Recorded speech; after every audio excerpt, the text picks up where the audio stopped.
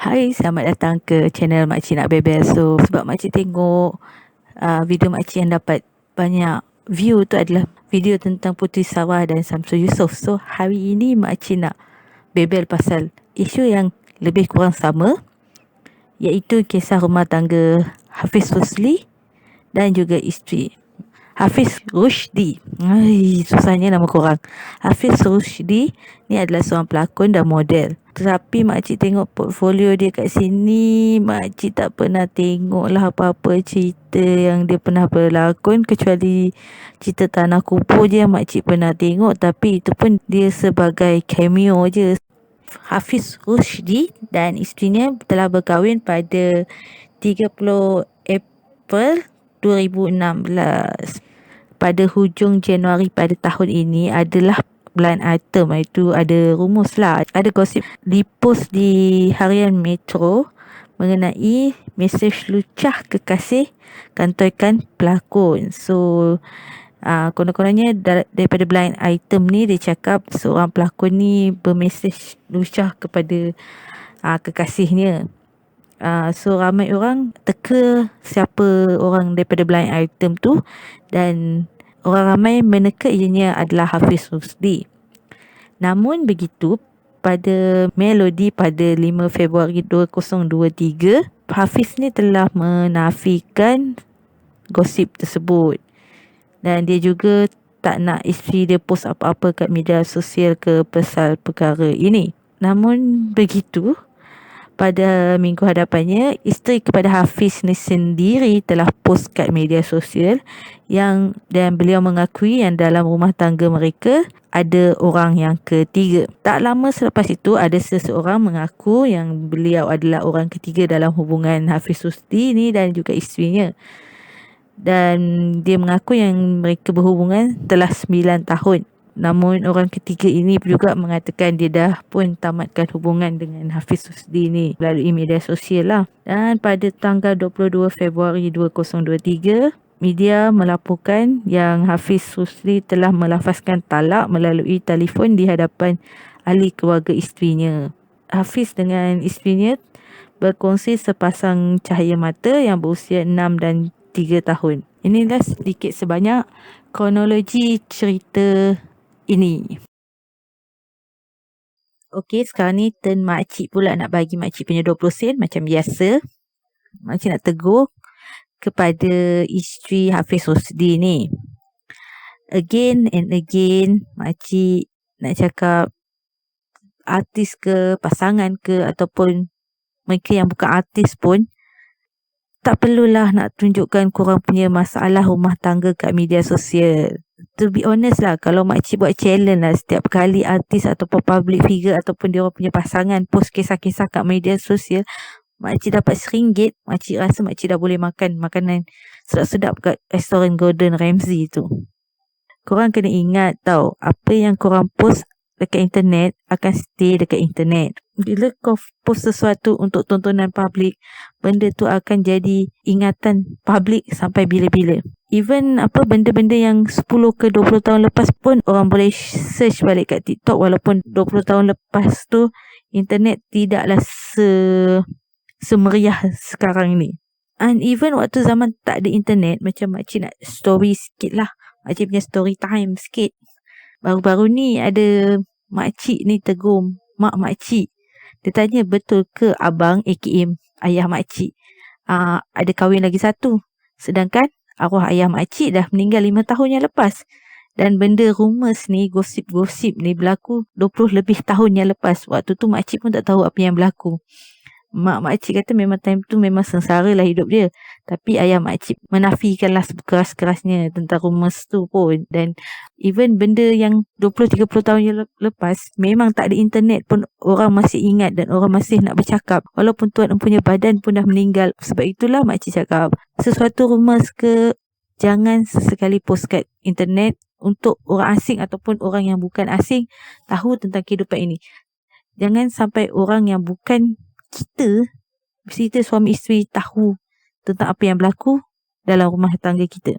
Sebab apa makcik cakap tentang ni? Again, sama seperti episod yang makcik cakap pasal Puteri Sarwah dengan Samsul Yusof tu. Anak-anak, Anak-anak sekarang umur 6 dan 3 tahun. Mungkin sekarang ni memang dia tak faham dan tak tahu apa-apa lagi. Tapi mungkin dalam 5 ke 10 tahun akan datang, dia search kat internet dan dapat tahu penyebab kenapa ibu dan ayah mereka bercerai. Dan korang rasa mentally dengan emosi dia orang akan stabil ke? Tak, adik-adik. Fikirkan anak-anak. Korang nak gaduh ke, nak bergusti, beramuk kat belakang, tu korang punya suka. Tapi anak-anak emosi dengan mentally, kita bagi priority kat situ. Lagi satu, kita pun tak tahu manusia akan berubah atau tak. Hidayah tu kan milik Allah. Benda ni public dah tahu. Seumur hidup ayah kepada anak kau, selagi itulah orang akan kata kau ni jantan tak guna, kau ni curang dan sebagainya. Walaupun dia dah minta maaf, dia dah dapat kemaafan daripada isteri, dia dah bertaubat kepada Allah, tapi sebab masyarakat akan still nampak dia seperti mana 10-20 tahun yang lepas. Samalah macam cerita yang makcik baru cerita tentang arwah ayah makcik tadi, yang makcik cerita ada orang ingatkan dia kahwin lain sedangkan dia tak tu. Even 20 ke 30 tahun lepas orang masih ingat. Sebab manusia ni suka benda yang buruk berlaku kat orang lain. Itu diingat sampai ke 20 ke 30 tahun lepas tu pun dia masih ingat benda tu. Makcik asyik terdengar ustaz-ustaz katanya lah, ustaz tu pun dah banyak sangat nasihatkan dan komen pasal sebarkan aib dekat media sosial ni.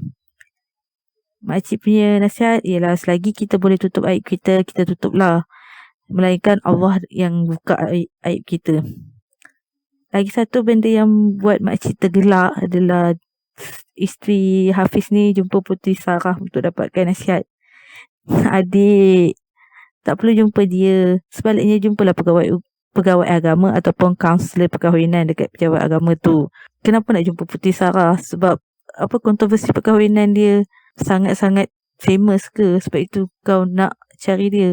Cara dia handle masalah perkahwinan dia pun makcik tak setuju. So, jumpa orang yang lebih arif dan bukan jumpa orang yang mengalami benda yang serupa dengan awak. Dia bukanlah pakar dalam menghadapi masalah perkahwinan. Tapi kaunselor ni memang diorang dilatih untuk handle benda-benda macam ni. Dan pegawai agama mereka tahu, mereka jumpa kes perkahwinan sehari sehari mungkin puluh-puluh kes orang nak kahwin cerai ni. So mereka ada kepakaran dan bukan Puteri Sarah lah tempat kau nak jumpa kalau ada masalah perkahwinan. Janganlah disebabkan kesnya high profile kau nak jumpa. No. Jumpalah dengan orang yang arif, ya. Itu je nasihat makcik untuk isteri si Hafiz ni. Second, makcik nak bagi nasihat kepada wanita yang ketiga ni. Okey, makcik baca sedikit alasan yang dia bagi kenapa dia berhubungan dengan si Hafiz ni ialah sebab dia kesian. Sebab si Hafiz ni mengaku ada masalah mental. Dan dia dah berkawan dengan dia selama 9 tahun. Maksudnya sebelum si Hafiz ni kahwin dengan isteri dia lagi, dia dah ada hubungan. Tapi sesungguhnya itu bukanlah lampu hijau untuk kau berskandal dengan lelaki atau tunang ataupun boyfriend orang. Bila dia dah start hantar-hantar mesej yang lucah tu, please lah, itu red flag. Faham tak? Dah tahulah kita ada isteri, lebih baik confront dengan isteri dia. Dalam tempoh kau berskandal tu, dia dapat anak baru kot. Itu satu red flag bahawa lelaki tu just nak kau untuk sebagai gula-gula je, untuk suka-suka je.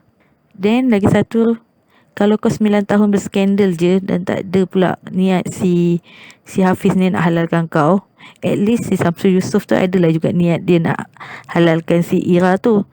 Tapi send message yang bukan-bukan, tu red flag, adik-adik. Again, dia hanya nak buat kau sebagai mainan-mainan dia je. Then last but not least, kalau kita tak suka orang mempermain-mainkan perasaan kita, so janganlah buat kat orang lain, ya. Faham? Then jauhilah orang-orang lelaki yang bawa red flag depan muka kau dengan besar-besar macam ni. Last untuk si Hafiz ni, makcik nak hentam kau. Makcik bukanlah netizen atau geng-geng bawang nak hentam kau. So makcik boleh bagi nasihat je. Sebab like makcik cakap, makcik pun tak tahu pengakhiran kau. Mungkin pengakhiran kau sekarang buat perangai tak elok, tapi mungkin kau sempat bertaubat dan kau punya pengakhiran lebih baik daripada makcik tak tahu. Sebab Allah boleh membolak-balikkan hati seseorang manusia. So nasihat makcik kat si Hafiz ni, boleh tak kalau masa kahwin, nikah, kau boleh pakai cantik-cantik, jumpa depan family. Kenapa bila nak bercerai guna telefon je? Please lah, kepada lelaki-lelaki yang kat luar sana yang ada intention nak ceraikan isteri atau isteri-isteri korang, make sure macam mana kau dapatkan dia, macam itulah kau kena pulangkan dia, iaitu dengan cara yang paling berhemah. Jumpa keluarga dia depan-depan, kau nak lafaz depan-depan. Tapi sebenarnya si Hafiz ni ada possibility akan didenda di mahkamah nanti, sebab enactment syariah di Malaysia ni, actually kau kena lafaz cerai di hadapan hakim syariah. Kau tak boleh lafaz cerai sesuka hati. Sebab apa? Sebab mereka perlukan documentation untuk sahkan berapa banyak talak. Untuk orang-orang ni tidak mempermainkan nikah dan sebagai maslahat anak-anak yang lahir akan datang. Okey, itu je lah yang makcik boleh bebelkan pasal kes Hafiz Rushdi dengan isteri dia ni. Makcik tak tahulah, again and again benda yang sama berulang-ulang sampai Abang Jamil makcik rasa macam seolah-olah media sosial ni membawa barah yang lebih teruk terhadap masyarakat kat kita nowadays. Ni tak termasuk dengan makcik-makcik bawang lagi. Makcik respect era Fazira. Tengoklah, kita pun tak tahu kenapa dia bercerai dengan Yusri ataupun bercerai dengan Engku Imran. Semua benda hanya mereka berdua saja yang tahu. Itu adalah lebih baik. Kalau kau post kat media sosial macam ni, benda kekal. Samalah macam kes macam Alif Aziz dengan Syuk tu. Makcik nak ambil Alif Aziz lah, sebab Syuk ni makcik memang side eye sikit isteri dia. Contoh macam Alif Aziz, dia dah ikut tabligh dan sebagainya, still masih lagi orang-orang netizen yang kerap kali mengingatkan dia, oh kau tu dulu curang dengan Bella, kau tu dulu curang dengan Bella. Itulah benda yang makcik tak nak berlaku. Again, anak akan tahu, oh bapa aku ni orang dah label sebagai buaya, orang dah label sebagai kaki curang dan benda-benda macam tu.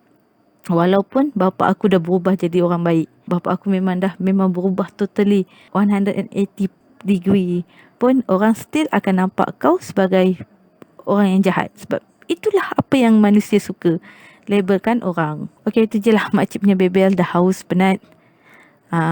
That's it untuk hari ni. So kepada siapa yang menonton, mendengar makcik punya bebelan, terima kasih.